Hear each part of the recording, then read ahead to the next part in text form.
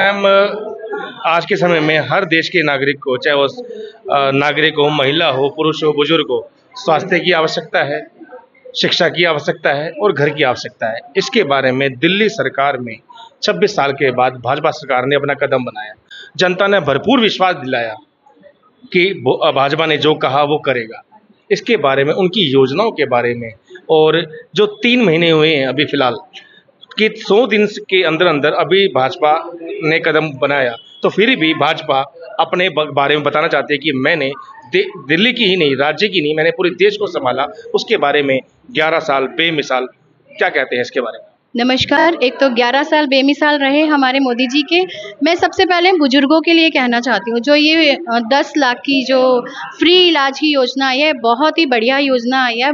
बुजुर्ग जो अकेले रहते थे या संयुक्त परिवार में भी रहते, तो 10 लाख की योजना कोई छोटी योजना नहीं है, ये बहुत बढ़िया और फ्री इलाज है।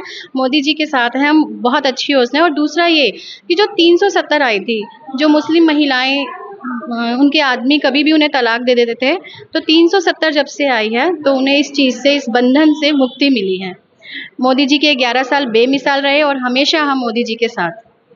शिक्षा के बारे में क्या कहना है आपका? जो स्कूल हैं, जो ऑटोमेशन स्कूलों का बहुत अच्छा हुआ है, लेकिन फिर भी शिक्षा के बारे में फीसों की जो बढ़ोतरी आपने देखा ही होगा बड़े बड़े चैनलों में, उसके बारे में सरकार ने क्या योजना ऐसी बनाई है कि जिसके हर देश को, नागरिक को राहत मिल सके, अपने बच्चों को उस तरह शिक्षा दे सके, पढ़ा सके और उज्जवल भविष्य बच्चों का बन सके? हाँ जी, पहले तो मैं अपने माननीय प्रधानमंत्री श्री नरेंद्र मोदी जी को 11 साल पूर्ण होने पे बहुत बहुत बधाई देती हूँ।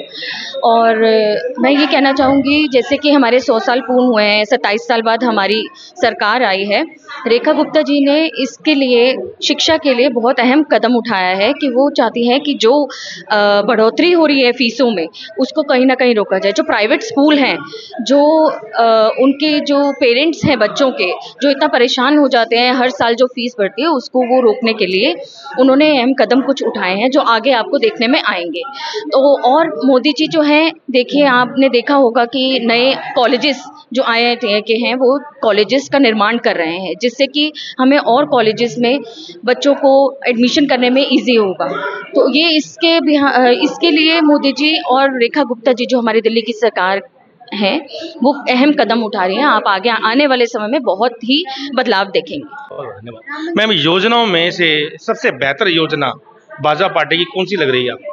आयुष्मान योजना और उज्ज्वला योजना, ये तो मुझे बहुत अच्छी लगी, क्योंकि उज्ज्वला योजना के लिए एक सिर्फ जो हमारे माननीय प्रधानमंत्री जी ऐसा सोच सकते थे, जिन्होंने ग्राउंड लेवल पे आकर अपनी महिलाओं के लिए जो उन्होंने किया, वो शायद आज तक किसी ने सोचा भी नहीं होगा कि महिलाओं को चूल्हे पर कितनी परेशानी होती है, कैसे उनकी आंखें खराब होती हैं, या धुएं से कैंसर तक हुए हैं उनको।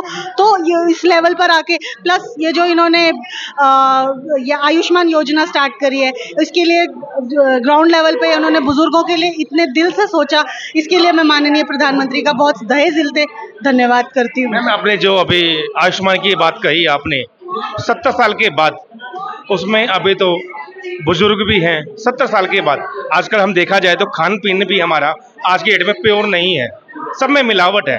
तो बुजुर्ग 70 साल के बाद, तो जवान कहाँ जाएंगे, महिलाएं कहाँ जाएंगी, बच्चे कहाँ जाएंगे? इसके बारे में क्या सरकार कुछ नियम बना रही है? क्या उनके लिए भी आयुष्मान जैसी कोई योजना आ रही है? हाँ जी, बिल्कुल। 60 साल के लोगों के लिए, जो जनरली जो गरीब तबका है आपका, जो रेडी पटरी वाले हैं, उनके लिए शुरू हो गई है। आगे आने वाले समय में भी 60 साल से ऊपर या उससे कम के भी लोगों के लिए आगे आने वाले समय में धीरे धीरे, क्योंकि आप देखिए अभी हमारे बहुत ही कम समय हुआ है, 100 दिन ही हुए हैं। तो आप ये सोचिए कि 100 दिन में हमने इतना बदलाव करके दिखाया है। तो आप आने वाले समय में पेंशन से रिलेटेड जो भी समस्याएं होंगी, वो सब धीरे धीरे करके ये दूर होगी। अभी हमने आयुष्मान 70 साल के लोगों के लिए किया है। आगे आने वाले समय में, जैसे कि आप बाहर के स्टेट्स में भी देख सकते हैं, यूपी में छोटी उम्र के लोगों के लिए भी आयुष्मान का इलाज चल रहा है, वैसे ही हम यहाँ पर भी लागू करेंगे और बहुत जल्द लागू करेंगे। मैम, 70 साल के बाद तो डिजिटल माध्यम हो गया, तो 70 साल के बाद ही क्यों? हर कोई, चाहे आप हो, चाहे मैं हूँ, चाहे कोई भी हो, तो डिजिटल माध्यम से मैं 20 साल का भी आयुष्मान बनवा सकता हूँ, 40 साल का भी बनवा सकता हूँ, 45 साल की भी। मुझे क्यों कार्यालय में जाकर ही आयुष्मान बनवाना है? फिर क्यों 70 साल के बाद ही आयुष्मान कार्ड की घोषणा हो रही है? उससे पहले क्यों? क्या इसके बारे में भी सरकार कुछ सोच रही है? क्योंकि कहीं ना कहीं ये सवाल आप हो, मैं हूं, चाहे विपक्ष हो, सोचता जरूर होगा। ये योजना जो आप कह रहे हैं ये जरूर आएगी। ये 18 इंतजार करना पड़ेगा। ये बनेंगे कार्ड और ये 18 साल से शुरू होंगे। 18 साल से लेके 70 साल तक ये कार्ड बनेंगे। 70 के तो डिजिटल माध्यम होने के बावजूद भी इतना समय क्यों? अब देखो, सरकार ने इतना टाइम लिया तो अब सरकार को टाइम तो लगेगा हर चीज़ के लिए, लेकिन मुझे लग रहा है कि सरकार ये बहुत जल्दी ये काम पूरा करेंगी। वो यहाँ तक कि सारा ही ये अपना जो बच्चे हैं, बच्चों को अभी 18 साल तक बन जाएगा। ये टाइम तो हर चीज़ के लिए लगता है।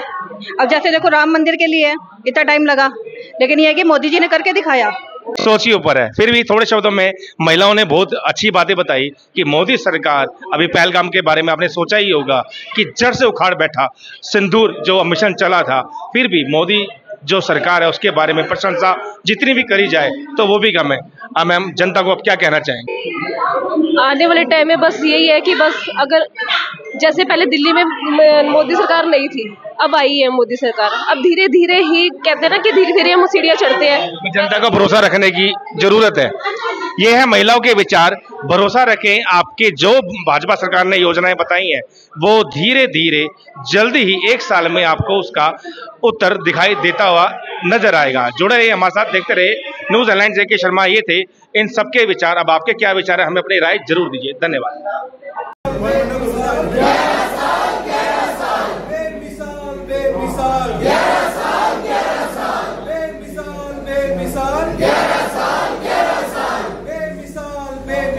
Yeah.